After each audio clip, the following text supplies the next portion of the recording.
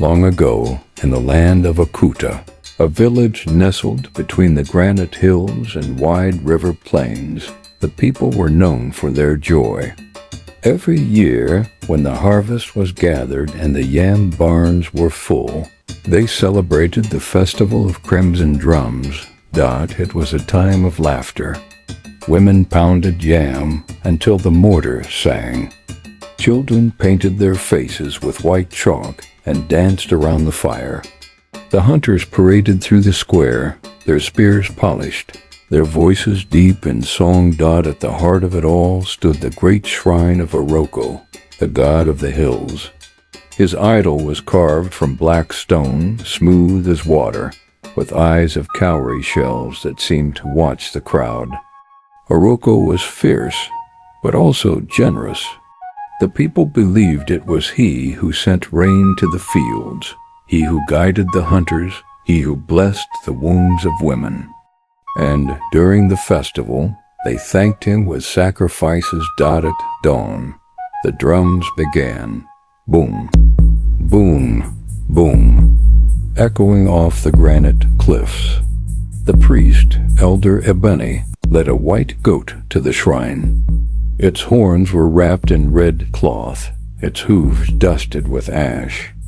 Before the gathered crowd, he slit its throat. The blood ran into a carved groove at the shrine's base, and the people cheered. They believed the earth drank it, carrying their gratitude to Oroko himself. Goats, rams, chickens, all were offered. By dusk, the air was heavy with smoke and incense, and the god's idol gleamed red in the firelight.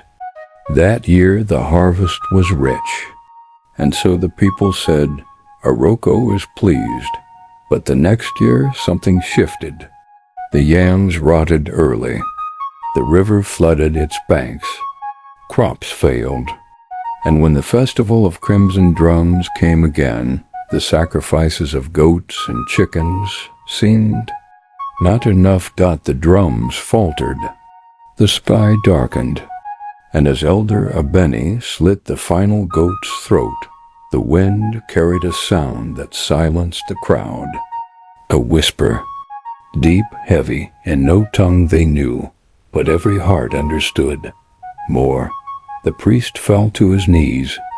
Oroko demands greater sacrifice. That year they killed a bull. Its blood splashed across the idol, and the rains returned. Year after year, the demands grew. First a bull, then 3, then 20 goats, and still Oroko whispered, "More." The people gave what they could. They stripped their herds. They scoured the hills for game. The shrine overflowed with blood, and still the whispers deepened. More. The village grew anxious. Some said the god was angry because strangers had entered the hills. Others said it was the work of jealous spirits. But Elder Ebony alone knew the truth, for he heard the whisper clearly in his dreams. Blood, human blood. When the next festival came, the rains had not fallen for 2 years. Hunger gripped Okuta. Children cried through the night, bellies swollen. Desperate, the elders gathered, and with heavy hearts they chose the first victim, a condemned thief, bound and trembling. The people watched in silence as Ebony cut his throat at the idol's feet. The blood ran thick, and then the sky broke. Rain poured down, drenching the square, filling the fields, washing the idol clean. The people fell to their knees. Oroko had spoken. From then on, the festival of crimson drums was no longer a celebration, but a fear. Each year, another victim was chosen. At first, criminals, then outsiders. Then, when the famine lingered, the priests demanded more maidens, strong young men, even children. The drums pounded louder each year, drowning out the cries of the sacrificed. The air thickened with blood, with smoke, with fear. The people obeyed because each time they killed, The rains returned. The harvest grew. Life continued.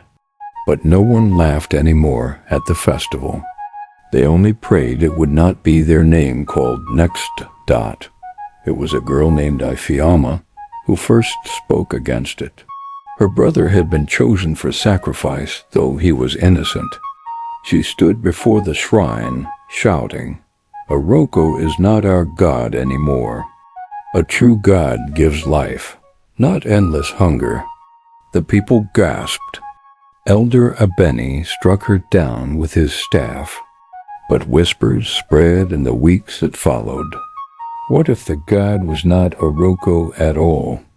What if, in their blood offerings, they had awakened something else, an older hunger, a darker spirit buried in the hills? On the final festival of crimson drums, the people gathered as always. The drums thundered. A line of captives stood bound before the shrine.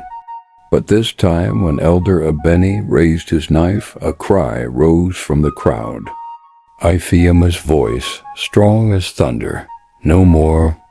The villagers surged forward, tearing the ropes from the captives, pulling them away.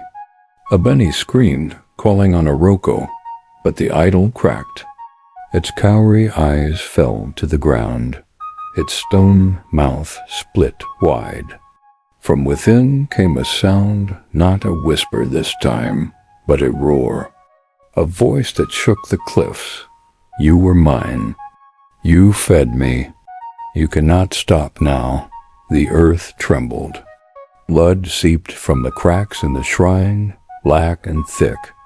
The people fled, abandoning the square, abandoning the idol, abandoning the festival that had once been their joy. Okuta never celebrated the festival of crimson drums again. The shrine stands in ruins, swallowed by vines. Travelers say if you walk too close, you'll hear drums in the distance, though no one beats them. And if you lean close to the broken idol, you'll hear the whisper once more, "More."